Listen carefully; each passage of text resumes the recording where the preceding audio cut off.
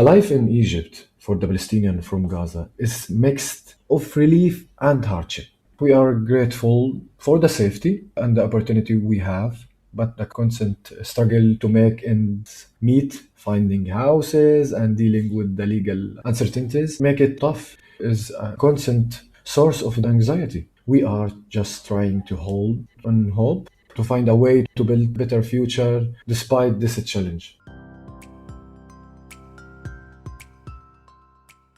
From Al-Shabaka, the Palestinian Policy Network, I am Yara Hawari, and this is Rethinking Palestine. Since the beginning of the genocide in Gaza, tens of thousands of forcibly displaced Palestinians have fled to Egypt in search of safety from Israeli regime bombardments. The journey is neither easy nor guaranteed. Prior to the invasion of Rafah in May 2024, thousands of Palestinians crossed, and there are all kinds of number estimates that range from 85,000 to 120,000.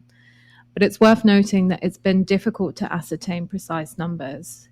What we do know is that most had to pay astronomical fees, at least $5,000 per adult, and only if their names were on coordination lists. Others were evacuated for medical treatment.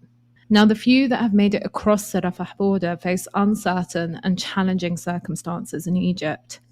Indeed, there is no UN or international agency that has taken responsibility for them, forcing many to rely on grassroots and diaspora efforts to help pay for food and rent. Their futures, as of the futures of Palestinians in Gaza, remain precarious. Joining us to shed light on this is Humanitarian Aid Worker Ali. Ali, his wife, and young son were able to leave Gaza through the Rafah crossing in early May, just before its closure. Ali, thank you so much for joining me on this episode of Rethinking Palestine. Thank you, Yara, for having me. Ali, can you start by giving us an overview of Palestinian refugees in Egypt? Why are they there, and what was the journey like for people who managed to get there? For sure. First off, let's be real. These folks are Palestinian refugees. A lot of people don't even recognize them as such. Their situation took a sharp turn for the worse after October 7. Before and after this date, some Palestinians were already stuck in Cairo. They don't have the paperwork to prove their status. But let's talk about their journey, especially after 7 of October. Getting out of through Rafah crossing is a total nightmare. Imagine having to make a split-second decision to flee a war zone with zero guarantee.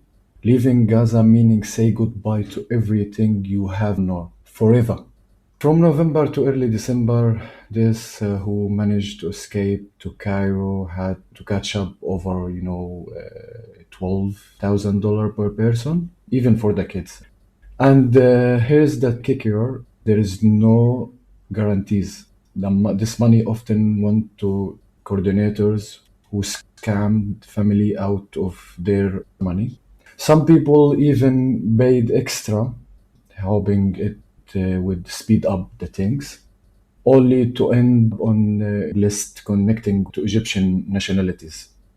But on the other hand, by the mid-January, things shifting a bit with Yahala company coming back. They charge a person $5,000 over 16 years old, and for the kids, it's $2,150. While it seems more organized, but it was still messy.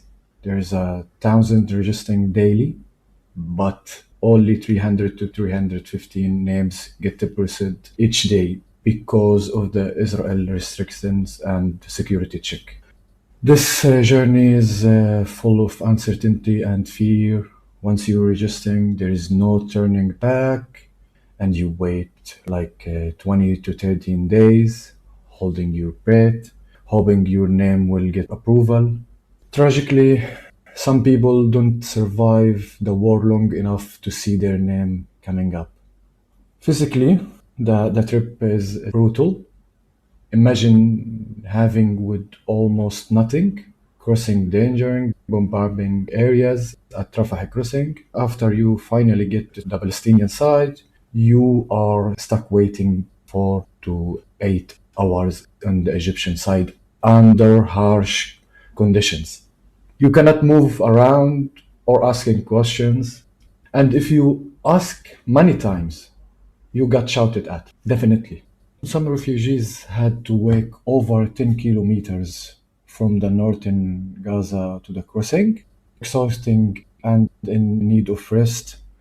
This journey is it's a testament to the resilience and strength of the humanity spirit amidst the suffering, and it's a journey filled with a heartbreak, desperate, and a flicker of hope for safety. These people are leaving beyond their home, their memories, and a huge part of their lives, all for a chance at survival.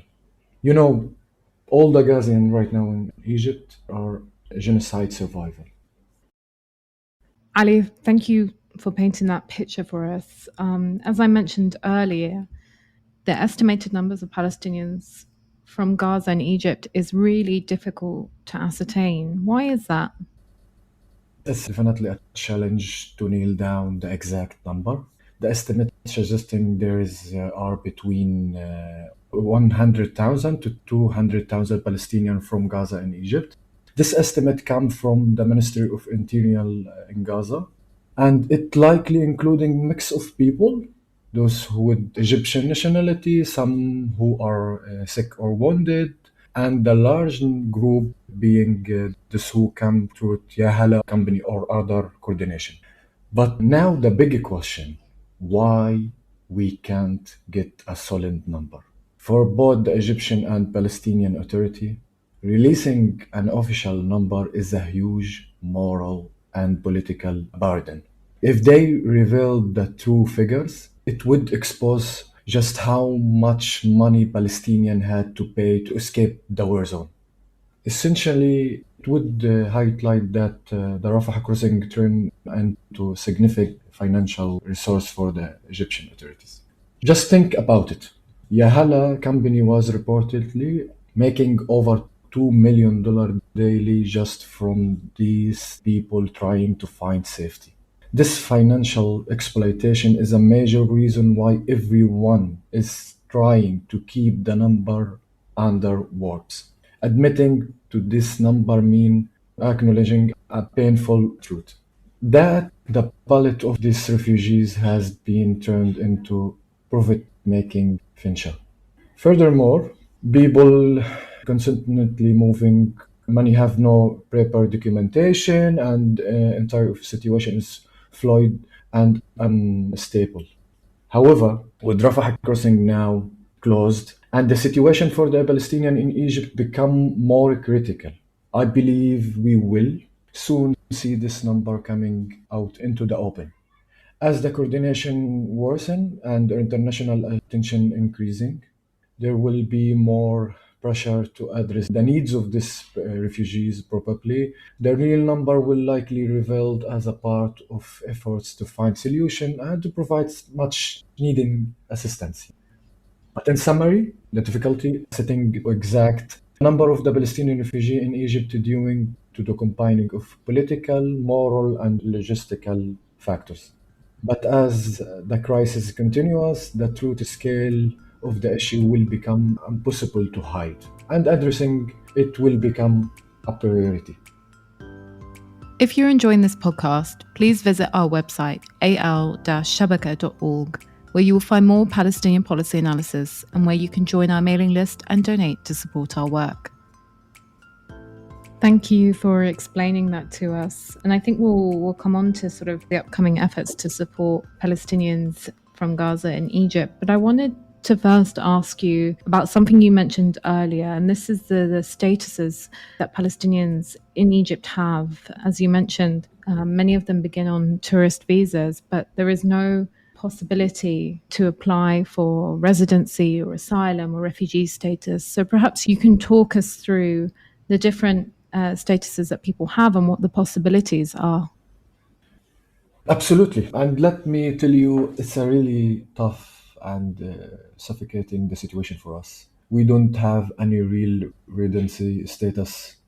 What we're getting is essentially an entry stamp extension for just 45 days. And this so-called a residency. allow us to move around within Egypt. But right now, all the Palestinians from Gaza are technically in violation because their 45 days period has expired. The last people who entered did so by 8th of May. So by the time we are recording this podcast, everyone is overstaying their welcome. Getting an actual Egyptian residency is almost impossible. Whether you are a student or you are an investor, you need approval from Egyptian authorities. And let me tell you, almost all the application get rejected.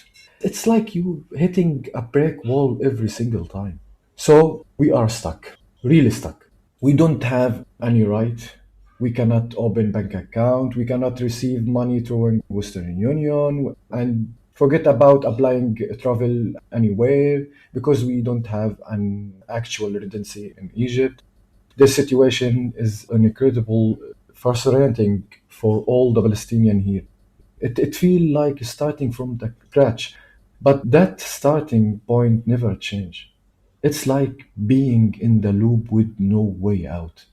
To make matter worse, the responsibility for our situation falls on the Palestinian authorities.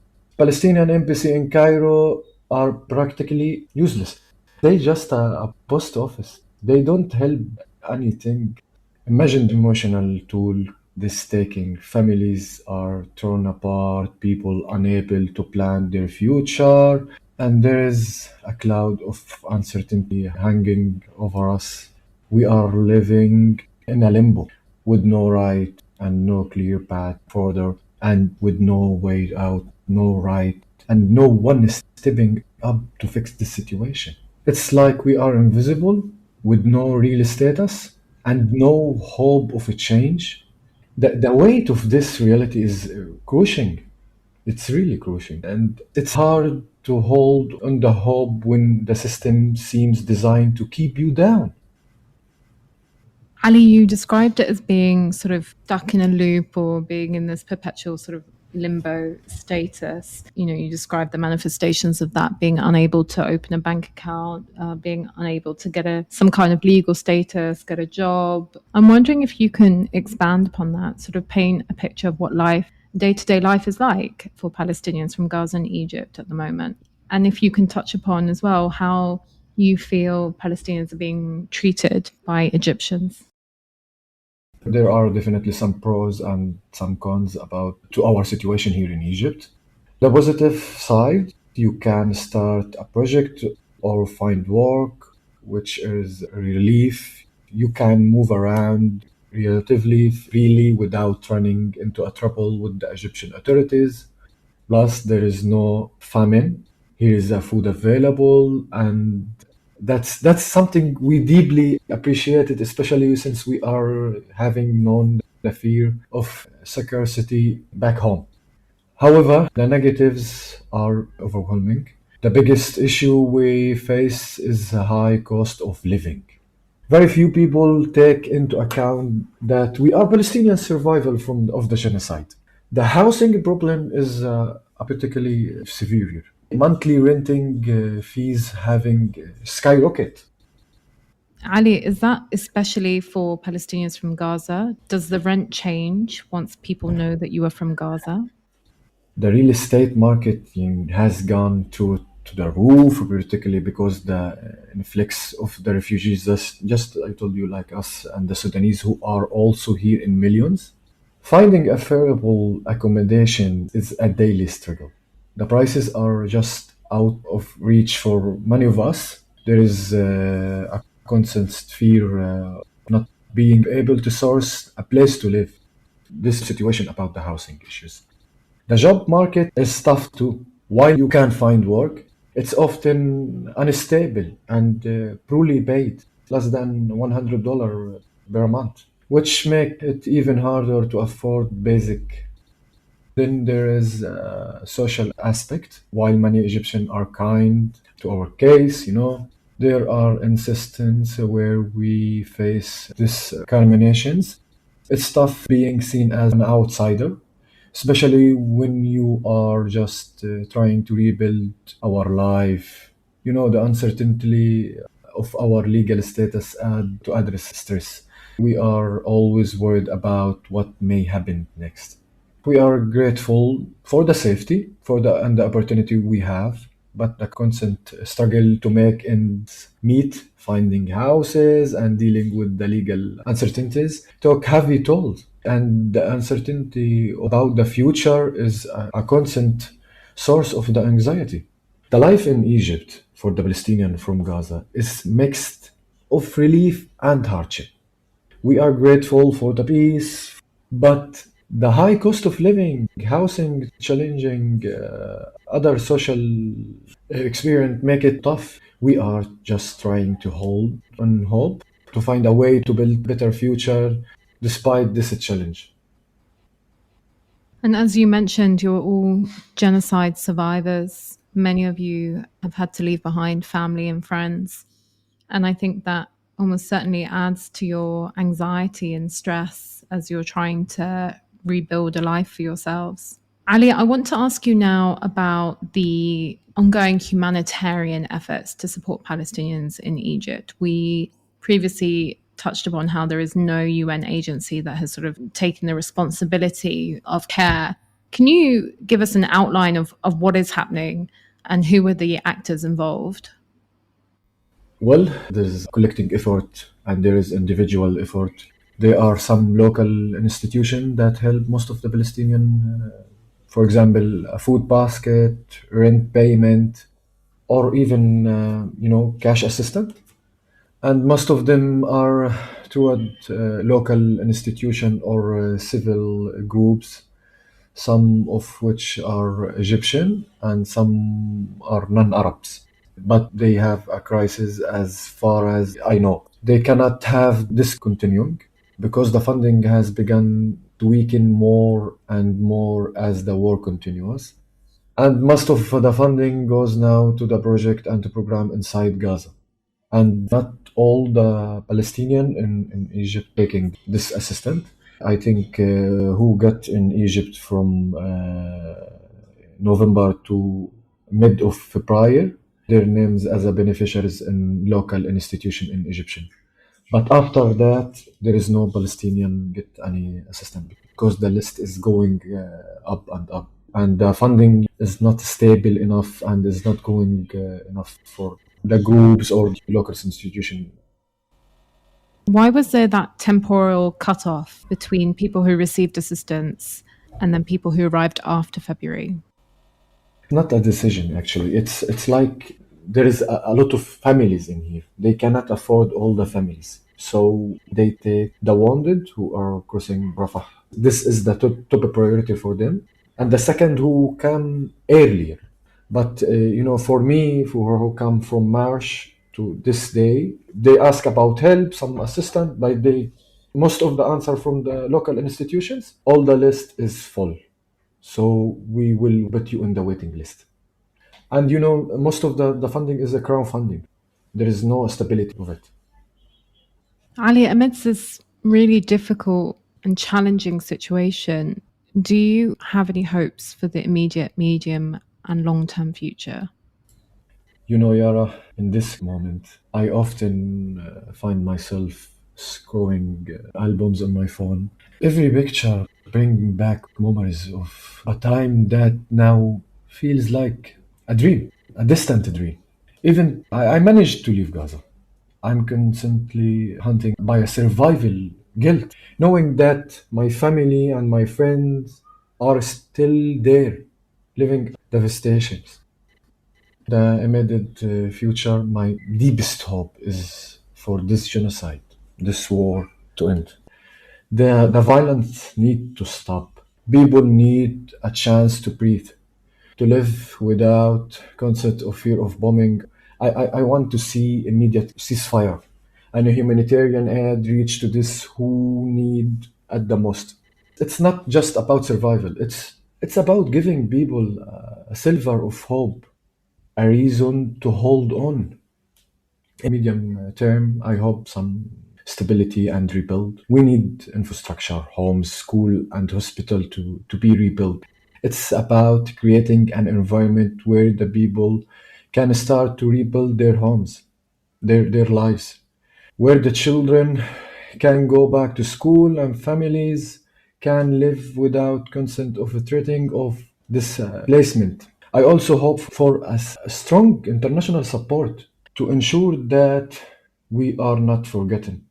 But looking further into the long term, my hope is lasting for peace and justice. I dream of future where Palestinians can live with dignity, with full right and recognitions. I want to see a world where our identity is respected, our history is acknowledged. It's about creating a future where my children and their children don't have the some hardships and can live freely in their homeland or anywhere they choose without fear. I dream of returning to a free Gaza, where the laughter of children replaces the sound of war, where the family can gather without the shadow of conflict hanging over them. I want to see the future where there is a true justice, where these who have suffered are given a chance to heal and rebuild their life. So this war must end. This is my immediate hope. Beyond that, I hold into my dream to rebuild of peace and future where Palestinian can live in a freedom and dignity. Ali, I think we'll leave it on those poignant words. We are so grateful for your safety and for you being able to share your experiences and your analysis with us. We hope to have you on another episode of Rethinking Palestine soon. It's my pleasure. Thank you. Yeah, thank you so much. Rethinking Palestine is brought to you by Al-Shabaka, the Palestinian Policy Network. Al-Shabaka is the only global independent Palestinian think tank whose mission is to produce critical policy analysis and collectively imagine a new policy-making paradigm for Palestine and Palestinians worldwide.